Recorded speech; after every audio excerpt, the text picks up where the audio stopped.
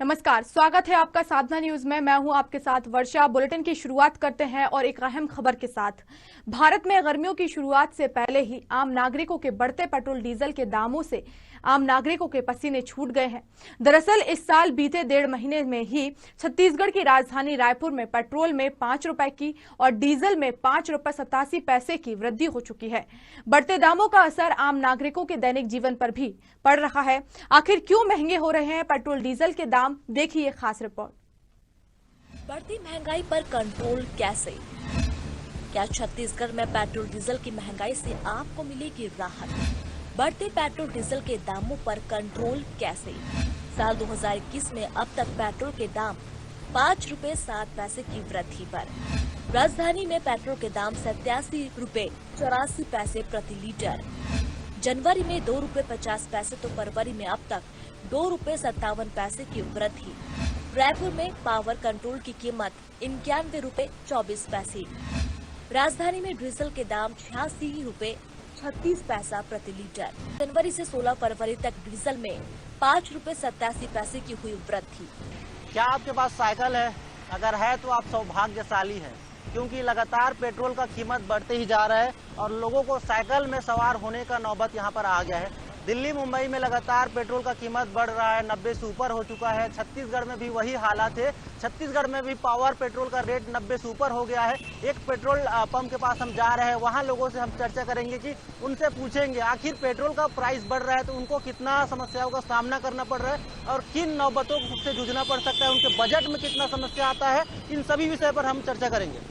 देश भर में पेट्रोल डीजल की महंगाई से अब आम नागरिकों के मोटरसाइकिल की सवारी पर खतरा मंडरा रहा है। बढ़ती महंगाई के चलते आम नागरिकों को किन परिस्थितियों से जूझना पड़ रहा है, इसे जानने के लिए हमारे संवाददाता रवि मीरी ने रायपुर में महंगाई से परेशान लोगों से बात की। देखिए, मेन क्या है, जो अपना चलना है, आना जाना, वो तो उतना ही है। प्राइस बढ़ रहा है, सैलरी भी उतनी है, तो कुल मिला के अपन नुकसान में जा रहे हैं। और अब कल गाड़ी भी एवरेज ज्यादा देती नहीं है। आप काम क्या करते हैं और सब कुछ मैनेज करने के लिए क्या करना पड़ता है? या मैनेज हो पा रहा है? मैनेज नहीं हो पा रहा है, मतलब अगर एक्चुअल में देख रहे तो नहीं हो पा रहा है। मतलब अपन को जहाँ जाना आना है, अपन उसको तो कटौती कर नहीं सकते, वहाँ जाना आना है ही। पेट्रोल सैलरी भी उतनी है स्टेबल, पर ये प्राइस तो बढ़ते जा रहा है। गाड़ी का एवरेज भी स्टेबल है, बस यही बढ़ रहा है। थोड़ा बहुत प्रभाव पड़ेगा और निश्चित तौर पर सरकार को इस पर नियंत्रण करना चाहिए। सरकार अन्य क्षेत्रों में भी जो सब्सिडी दे रही है उसके कारण में ये रेट बढ़े जा रहे हैं। जनता को दूसरे क्षेत्रों में सब्सिडी सरकार दे रही है, उसके बावजूद भी सरकार को कम से कम इसको नियंत्रण करना चाहिए। पेट्रोल डीजल पर वैट घटाने के पक्ष में नहीं है राज्य शासन। केंद्र लगातार कीमतों में वृद्धि करे और राज्य वैट घटाए, ये संभव नहीं है। रविंद्र चौबे।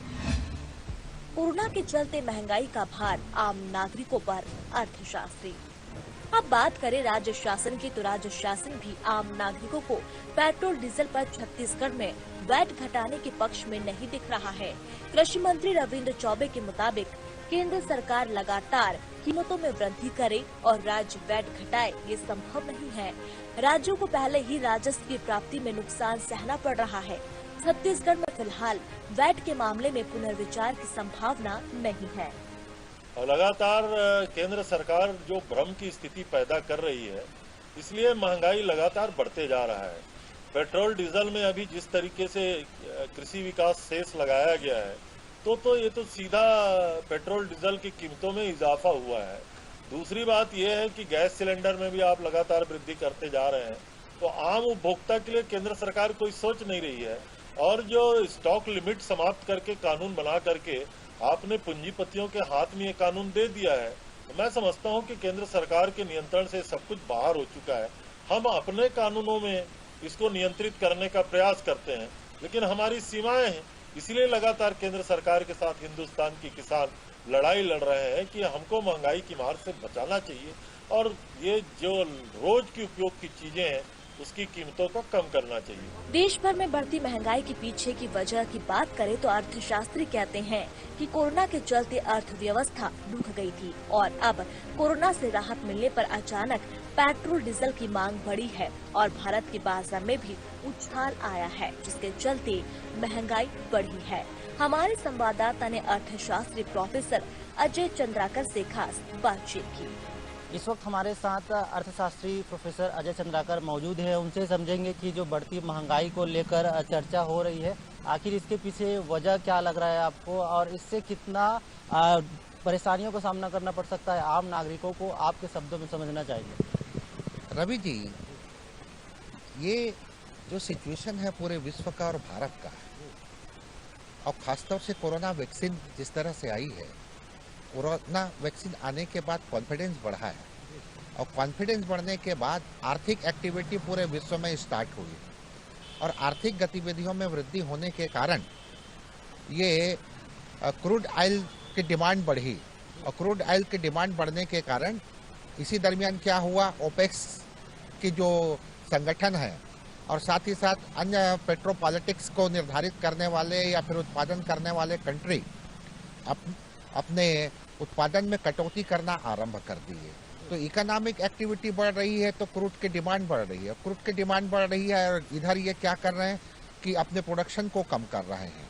तो ये प्रमुख कारण है और इससे चाहे विकसित राज्य हो, चाहे विकासशील राज्य या पिछड़ा हुआ राज्य या फिर अर्धविकसित राज्य, ये सभी प्रभावित हो रहे हैं। अब बात आती है भारत के दृष्टिकोण से देखें तो आज के परिवेश में यह कहना कि पेट्रोल या फिर डीजल इसकी डिमांड जैसे बढ़ रही है तो इसमें इसकी महंगाई भी बढ़ी और लगभग हम लें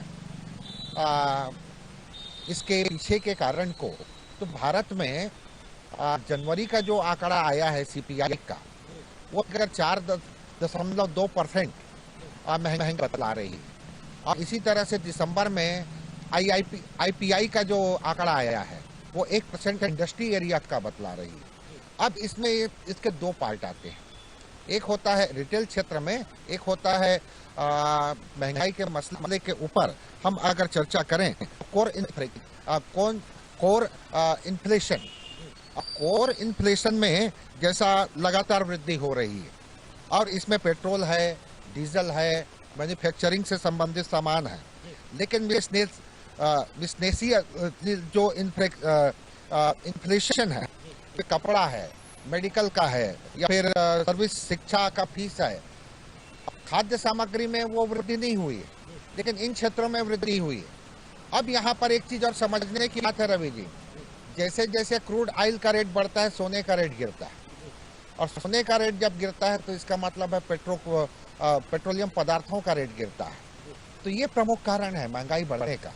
तो जनरली ऐसे बढ़ेगा और एक टाइम आएगा तो फिर डाउन हो जाएगा, ऐसा आपका कहना है। लेकिन मैं एक और सवाल आपसे कहना चाहूँगा कि जो वर्तमान स्थिति में हम भारत के लोगों की बात करें तो यहाँ जो लोग हैं जो कोरोना काल में जिनकी रोजगार चली गई, तमाम ऐसे लोग हैं जिनका जो है वो तो कम है, उल्टा आउटगोइंग जो है वो ज़्यादा होते जा रहा है लगातार, तो उन पर भार बढ़ते जा रहा है। इस पर कुछ बिल्कुल क्या है, जो भी बेरोजगारी का आंकड़ा है, चाहे सर्विस सेक्टर में या फिर ऑर्गेनाइज सेक्टर में या फिर असंगठित क्षेत्र में नौकरियां गई हैं, तो स्वाभाविक है लोग बाग काफ़ी सचेत हो करके अपने खर्चों में कटौती किए। लेकिन यहाँ पर एक बड़ी बात ये आ रही कि इससे हम निपटे कैसे, हमारा राष्ट्र कैसे निपटे। अब इसके लिए तीनों में साझा एक समन्वय की आवश्यकता है। एक है सरकार और दूसरा है नागरिक और तीसरा है पेट्रोल कंपनियां।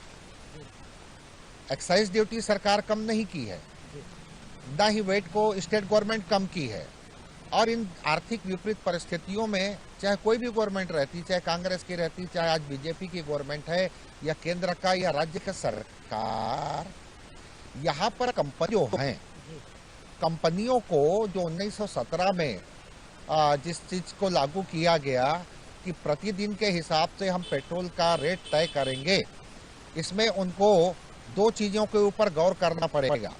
पहली बात तो ये है कि हम जो क्रूड मंगवाते हैं तो थोक के भाव में मंगवाते हैं और उसको मंगवा चुके हैं और आज की रेट के हिसाब से उसका रेट निर्धारित करते हैं, तो ये विचारणीय प्रश्न है।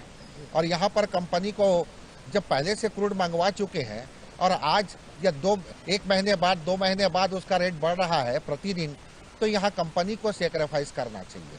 दूसरी बात है कंपनी के ऊपर रवि जी कि कंपनियां भी तो सरकारी है, सरकार एक्साइज ले रही है, स्टेट गवर्नमेंट वेट ले रही है, लेकिन यहाँ पर मुनाफा का जो है तो इसमें इस पेंडेमिक में सरकारी कंपनियों को चाहिए, क्योंकि वो सरकार की कंपनी है, कम से कम 3 से 6 माह अपने मार्जिन को न देखें, वरन पहले जिस रेट पर वो क्रूड ला करके रखें हमारे इंडिया में, भारत में, उसी के अनुसार वो उसको डिस्ट्रीब्यूट करें और डिस्ट्रीब्यूट करके पब्लिक को राहत दें और इकोनॉमिक एक्टिविटी में सहयोग दें।